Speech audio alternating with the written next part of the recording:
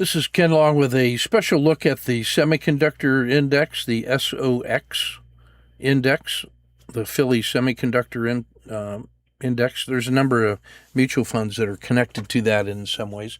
So I want to take a look at the semiconductor sector because they've been on such a tear and contributing to tech gains for the last quarter especially. They've had a great year, but the last quarter has been extraordinary. So what I've done here is taken a look at the SOX components, and I've sorted it by the percent change in the day.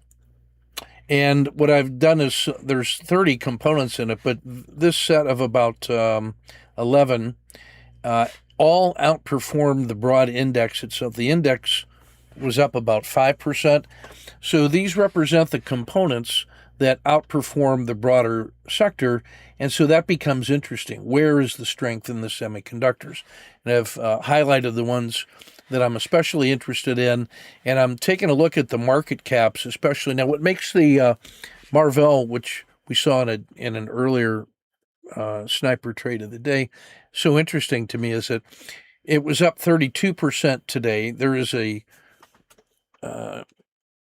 double leverage single stock ETF symbol MVLL, which gives you double the performance, which was up about 65% today. What I find interesting about Marvell is the market cap is $250 billion, so it's a great big old company, but NVIDIA is $5 trillion. So NVIDIA is 20 times larger. And so it's possible for Marvell to have this extraordinary gains because its market capitalization is 1/20th of NVIDIA. And so there's a lot of room for it to grow, and that's going to attract a lot of speculative capital as guys are thinking, oh, is Marvell the next NVIDIA and whatnot? So that's a candidate. Coherent is interesting too because that's only 80 billion. These other ones are really kind of small, so it's you have to question whether or not their ability to scale would justify that kind of speculative chasing, but it's not impossible. Applied Materials is another great big, that's about 390 billion, so that has an opportunity to make some gains.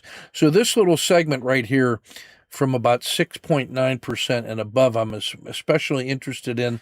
I'm really interested in Marvell, Coherent, and Applied Material for possible follow-throughs tomorrow.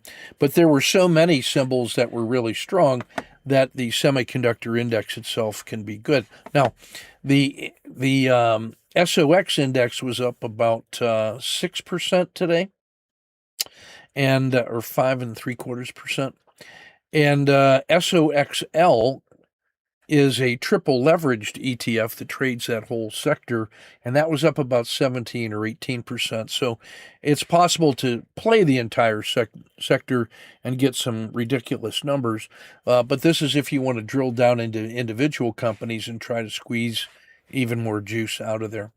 So these are the top 10 holdings of SOXX, which is the index. You see they're all around between 4 and 8%. There's NVIDIA and AMD and Marvell. So this is more of a equally weighted rather than a market cap weighted. So you can play SOX if you want to get the equally distributed. USD is a special form of double leveraged semiconductor index. However, it has a significant difference in the way that it weights its share. So it has a lot in this money market fund because it needs to have that as the basis for the capital basis for its leverage notes, which allows it to achieve the double the return on a daily basis of the semiconductors. But it's interesting to note that there's a significant difference in the weighting. This is much more heavily weighted towards NVIDIA. So even though this is a 2x and SOXL is a 3x, they're not tracking the same index, and you can actually get differential performances. USD heavily weighted by NVIDIA, and 9-1 compared to Micron in advanced. However, USD's been on a tear. Anything semiconductors has been on a tear. Now, there's a couple other related sectors that I'm interested in.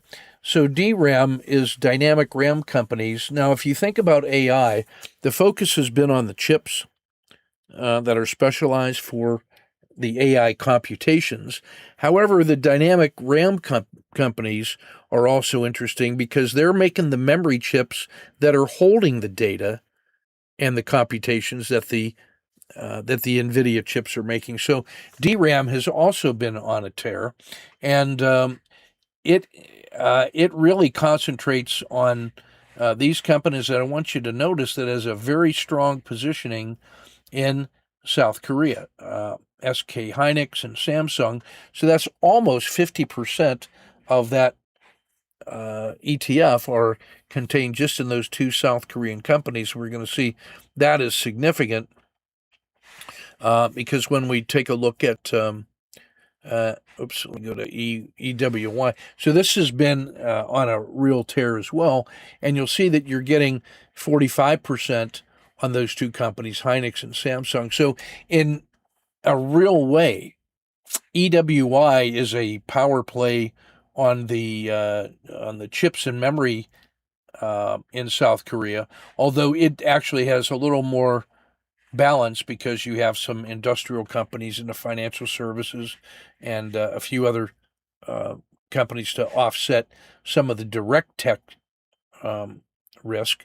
But EWY has been on a tear, as has DRAM, and mostly because of that strong component of the South Korean companies. Now, the other Asia Pacific country fund that's been rocking it is Taiwan, and you'll notice that it has a strong position in Taiwan Semi, Unimicron, ASE Tech Holdings, Acton Tech. So the EWT ETF, although it posts as a country fund, it is about 70 or 80% exposed to their tech sector, and so you get that kind of concentrated return.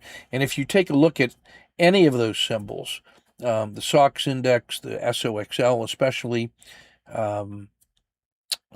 Taiwan or South Korea or the DRAM, you're going to see just extraordinary moves.